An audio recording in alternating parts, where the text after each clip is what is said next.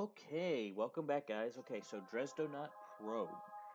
This is a probe that we're sending to Dres, and we are about an hour out of our launch window. Looks like ComSat 02 is out of range. ComSat 02, what is it doing in interstellar space? Oh, it must have been kicked out by some of the... Must have been like kicked out by the moon or something. That's really interesting. Okay. Well, I'm not gonna worry about that right now. Dress. We're going to dress. Set. No, let's set the target. Sorry. All right, so we're going to dress, and so we're gonna want to go out on a larger orbit and meet it when it hits right there. So, let's align it up. So, Kerbal is coming from this direction and moving to that direction here, and so we want to go into a larger orbit. Go prograde relative to Kerbal. So we're going to want to burn basically straight that way, right? But to burn straight that way, we're going to have to start back here. So add maneuver, and we'll start blowing it away. Yeah. Okay, so now we're going past the moon, which actually can help in some cases, but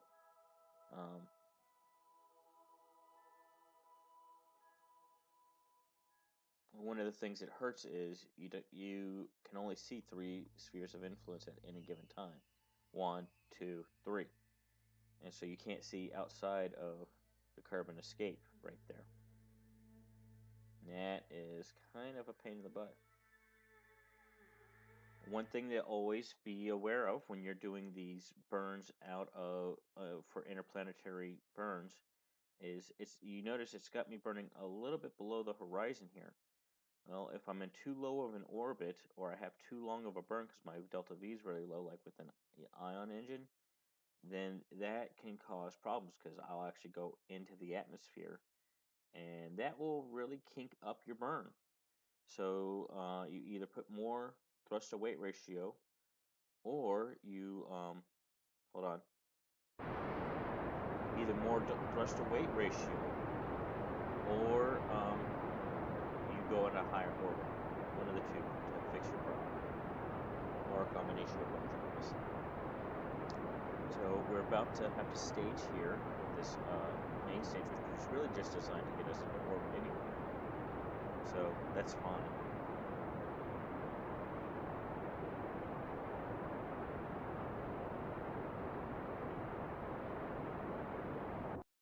And we're staged. We got the little poodle working for us now. Okay, and now I'm going to go back out to this view. And we'll just watch our apoapsis rise until we encounter the moon.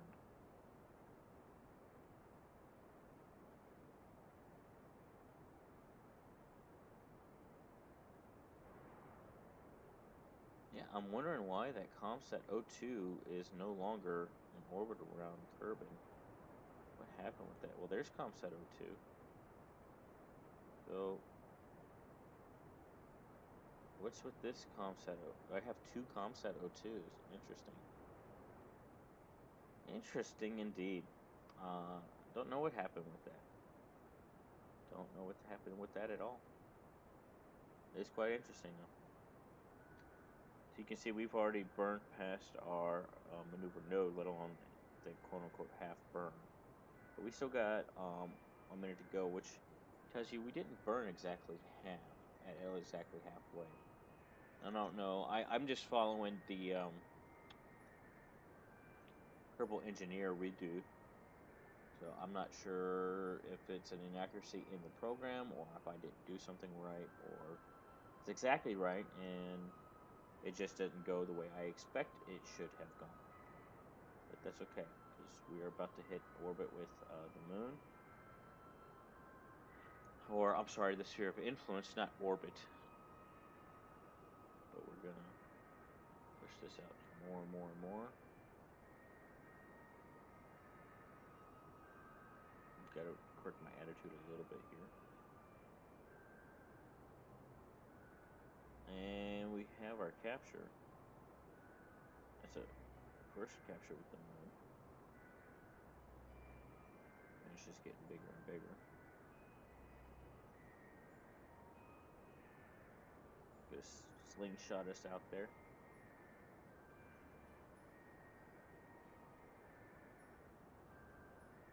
There we go. Okay, actually, it's showing our trajectory, our actual trajectory, so might as well take advantage of that, right?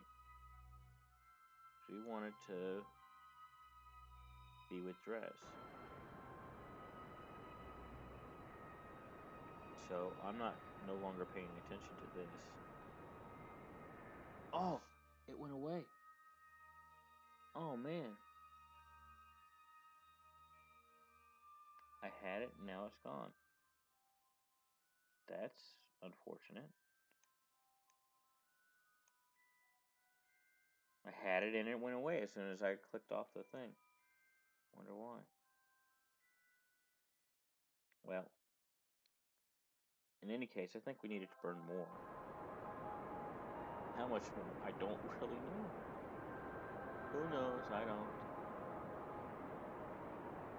We're gonna play it by ear. What could go wrong, right? I sold that one, I know. Could possibly go wrong. And we're slingshot anyway. We might have to burn some more Delta V to get out of here. I'm not sure I want to F5 this though. I might want to go back and redo this. I don't know. I don't know, man. This is a toughie. Not showing. Is it?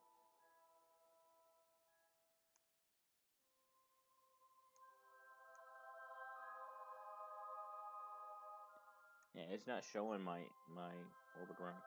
I wonder if I go to focus on the sun, if it'll show. It's still not showing. I don't know, man. That kind of is a little bit frustrating, just because you can't. Let's add a maneuver, focus on the vessel, and how come I have 124 here? What's that 124 right there? You think I didn't? I don't know what's going on with that. But in any case, so they also have a contract that they want me to change the direction of ComSat 03 to be this green line here. Which shouldn't be too hard. You just go to where the X is and you change it. No big deal, right? And doesn't look like it's it might be a little bit off, so you've got to change it a little bit more than just the X, but that shouldn't be too big of a deal. And did I take it? I don't even remember if I took it. Did I take it? Nice data. Position. Yeah, position ComSat 3 in an adjusted orbit. So you got to be in command and then reach the designated orbit. So if it just happens to go in the right orbit, which I don't know why it would, then you still don't get the contract because you got to be in command. Okay. So we got to fast forward out to this orbit here.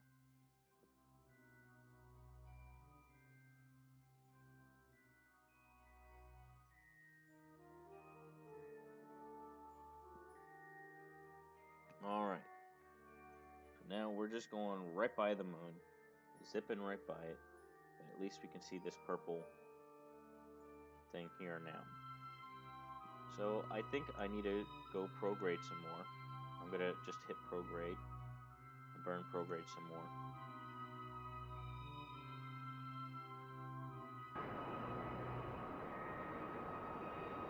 And it is pushing my orbit out. But not nearly as fast as when I was near Kerbal, which makes sense, right?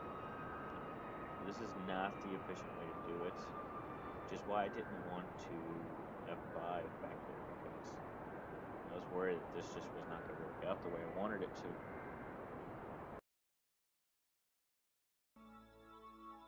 Okay, so we have pushed our orbit out there, but as you can see, because of the inclination of Dres, we're not exactly intersecting the orbit. we have our descending node here, so I can click there at the descending node and ascend it and see how we will fare. Oops, a little bit too much there, I guess.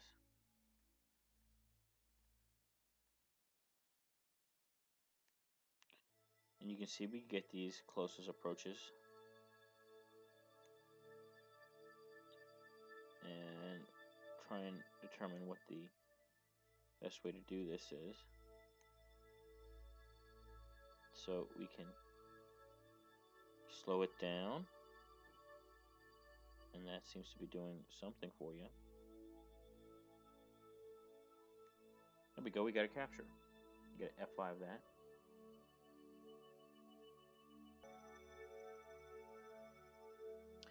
And so we can focus on Dresden and walk it in to where we want it to be. Right, so we don't have any mapping on to this vessel. So we just want to go in orbit. Doesn't matter if we're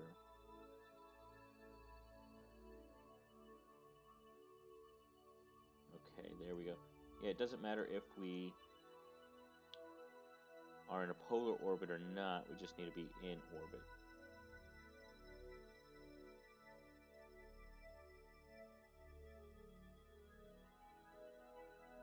Alright, so let's lower it down.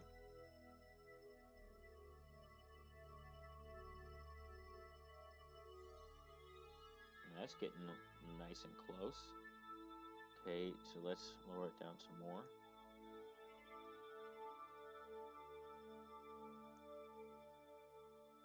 There we go.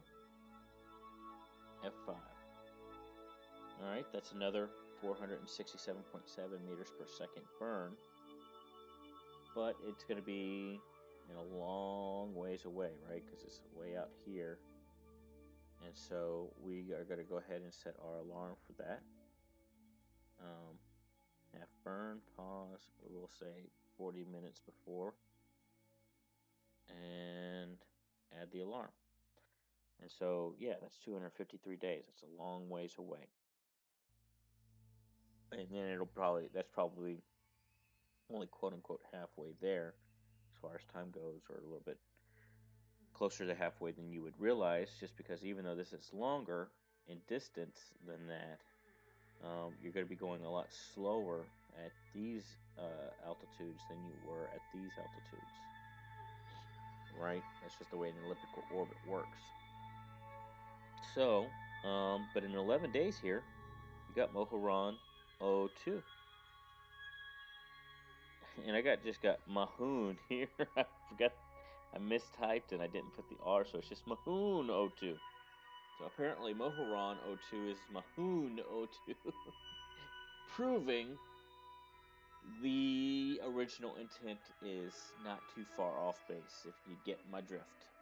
So, that's kind of funny. Alright, well, y'all want to see Moho? Let's check out Moho. Jump the ship. Alright. So, here we are at Mohoon 02. Incorrectly named.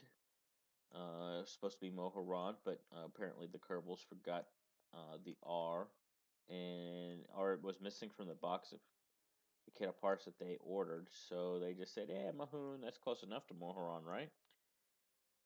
In very Kerbal style, right?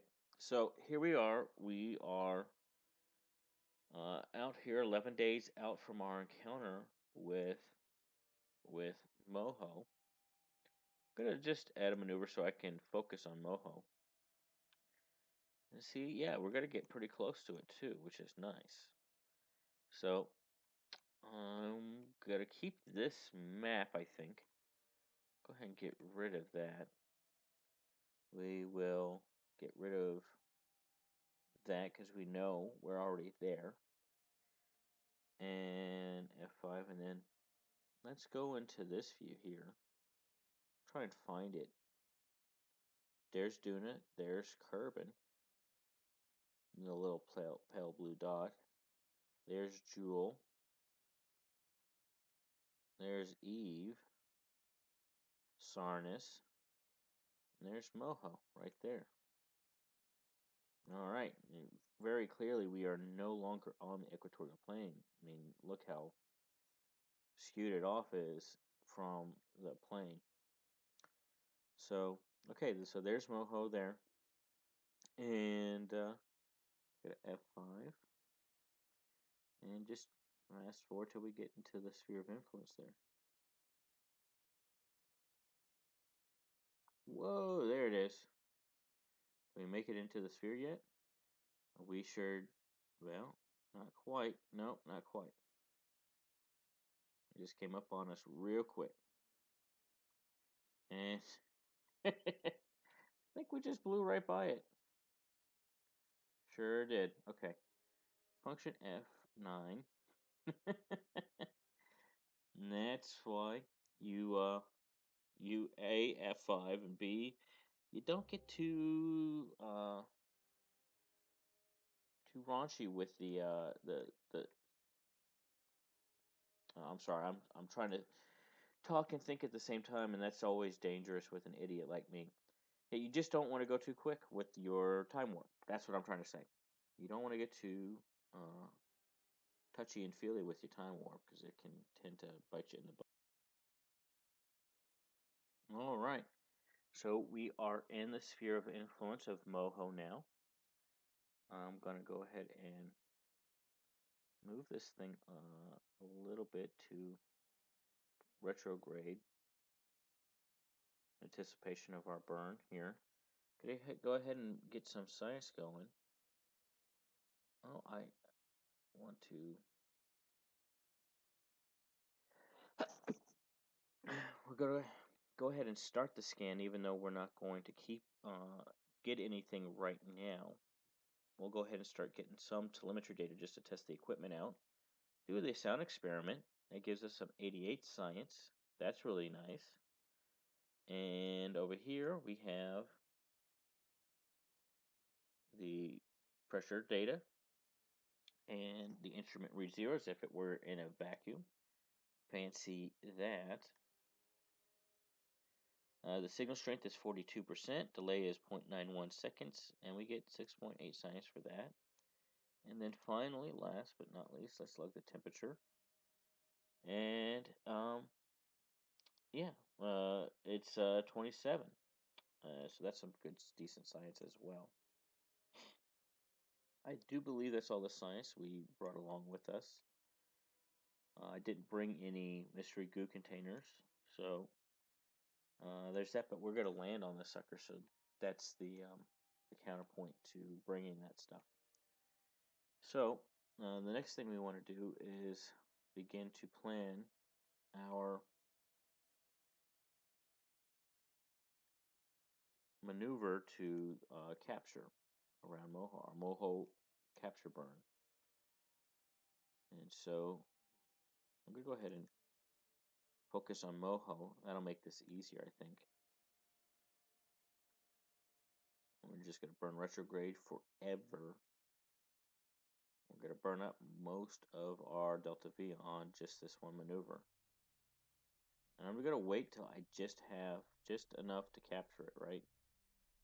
I might go a little bit more, but I mean, I'm already burning almost 3,000 delta V. And just this one thing, we're almost, I think we might go to 7038. Just so that we can burn through this stage.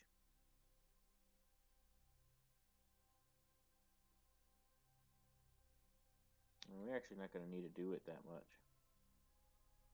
But, yeah, I think I want to keep this around 200. I'm not really sure what it should be to do these scans, but I think we're going to keep it around 200. And if we need to adjust it, we can. We'll have enough delta V to do so, thankfully. I'm going to F5 this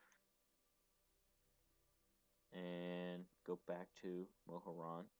And I'm going to take some screen captures here.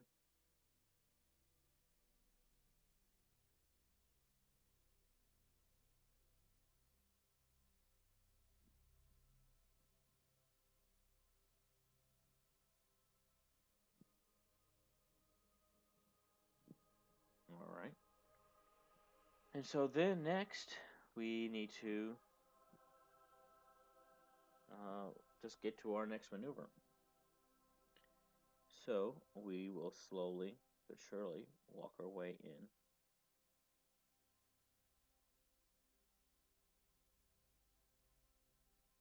About 5 minutes out.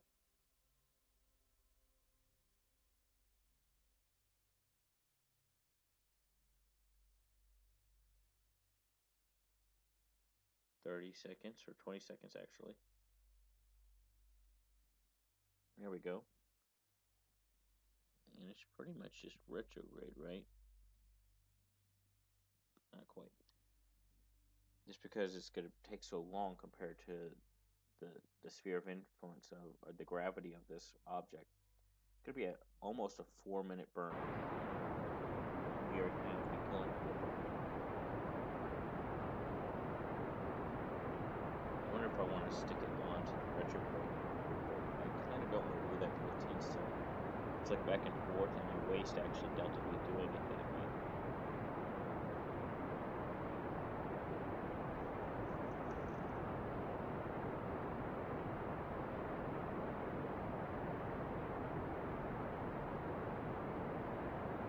It's definitely going to be a long capture. I mean, we're still in space 5, and we're already doing our capture burn. I don't know if we're going to go in space low, though. I don't know. I think our periapse, you can see, is 145. I don't know if that's close enough to be in quote-unquote in space low.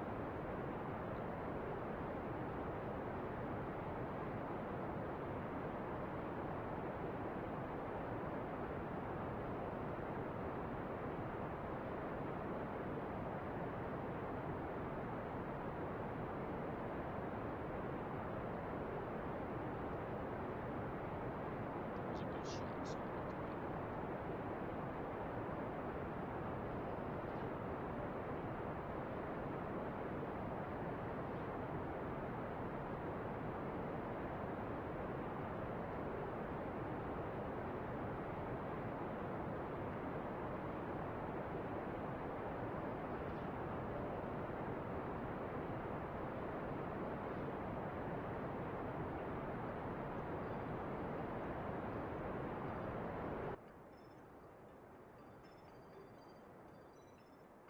And you can see we're actually starting to scan this thing.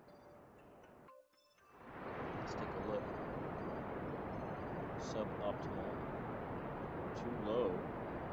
We're already at 225, too low for the biome scanner.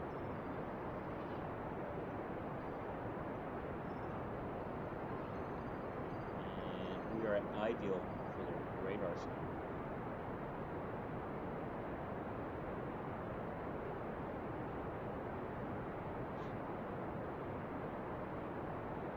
And this kind of gives you a good idea of why you have these strips of data when you're looking at raw data from like NASA satellites or ESA satellites or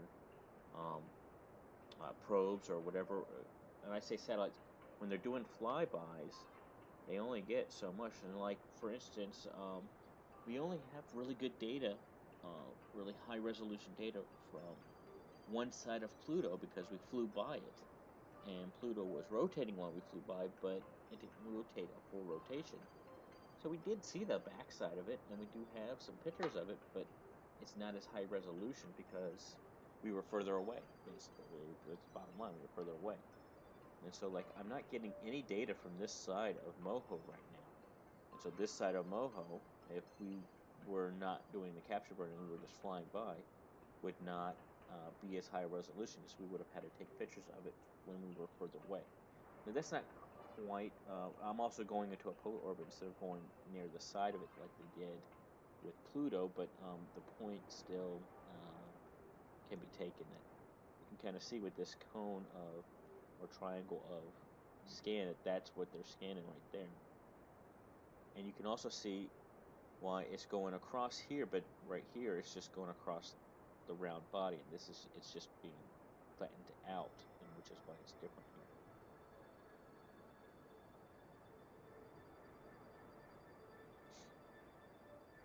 We're still performing our burn, and it is bending more and more. pushing that out further and further. We haven't even gotten to where our maneuver node actually is. We've been burning for a while now, though.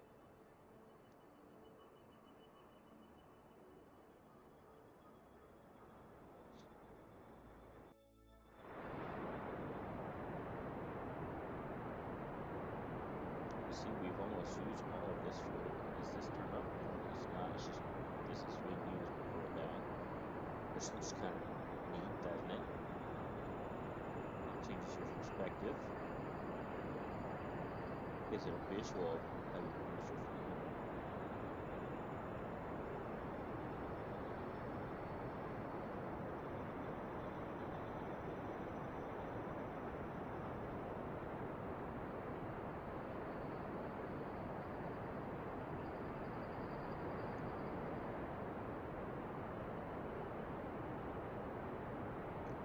See there's something going on at the top of Moho. What's going on with that? Hard to say.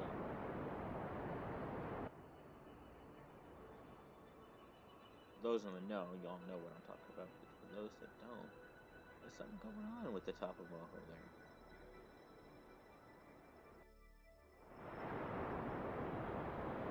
Our maneuver's starting to run away from us a little bit, so we're gonna chase it. We're almost captured here, it looks like.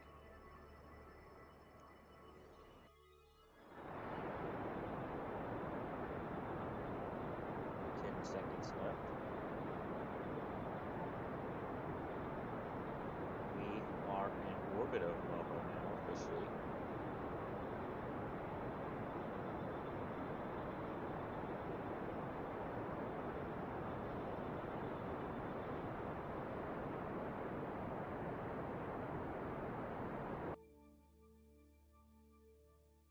And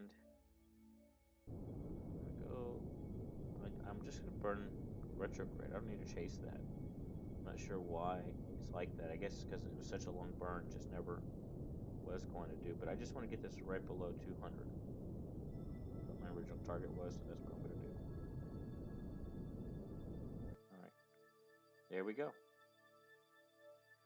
And as you can see, we used most of our fuel here, and we only have a little bit left.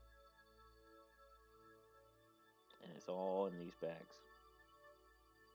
And that doesn't look quite realistic, but that's very Kerbal, and we will take it. We'll take it, right? So I'm not gonna let go of this stage yet because it still does have almost 700 delta V here, and that's some good delta V. So let's take a look here. Are we in? We're still in space high, and we're approaching our periapsis here. I don't know that we're gonna get in space low yet. We will eventually, for sure, but not yet. So I need to go in on this, right? And we don't want to observe the mystery goo yet.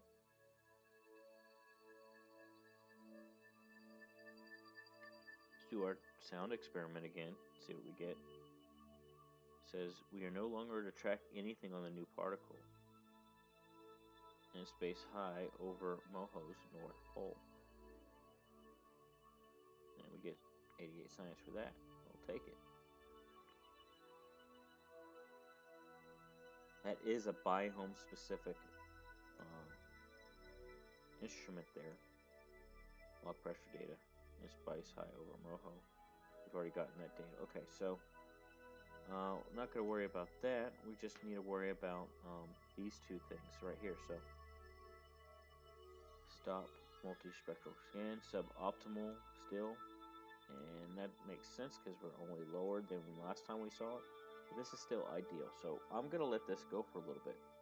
See how much time do we have to our next thing. Gary's prime 143 days. So we have time to watch this orbit a little bit and see what it does with our map here. So I'm just going to watch the map. I think that's going to be also the end of this episode. If not, then I'll probably cut this off, the audio at least, and you won't hear what I'm saying right now, but if so, you just heard what I said, and I thank you for watching. Subscribe if you like what you see, like this video if you like this video, and I will talk to y'all later. Bye.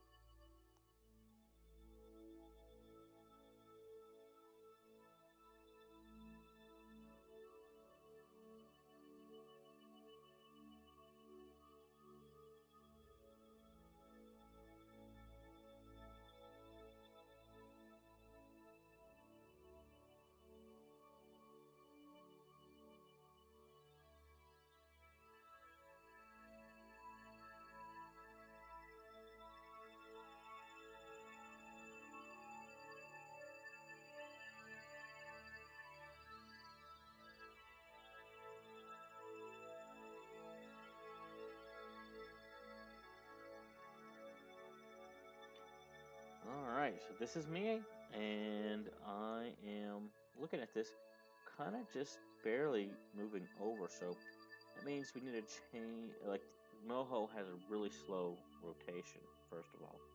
That means we need to change our thing, and I think the first thing we need to do is push the periapts out a bit. I think we're going to go up to 300 and see how that does for us.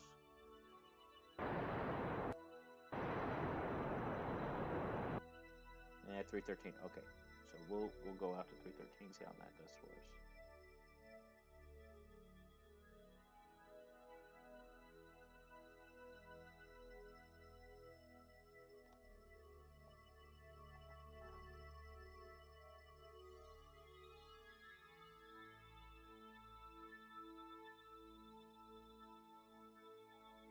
And because we're directly behind Moho, we can't actually burn. We're gonna have to wait till we come out from the other side of it. Okay, there we go. That's good enough.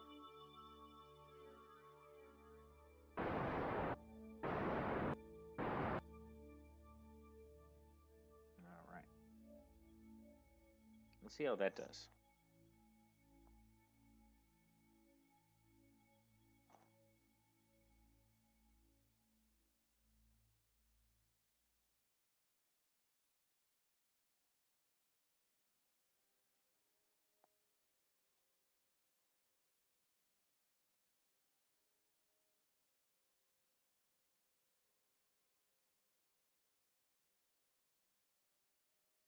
All right.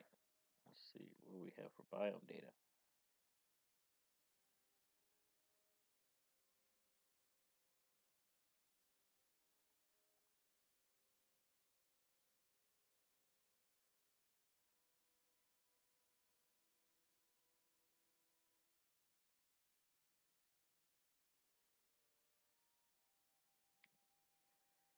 All right, guys. So let's check out the biome data for Moho.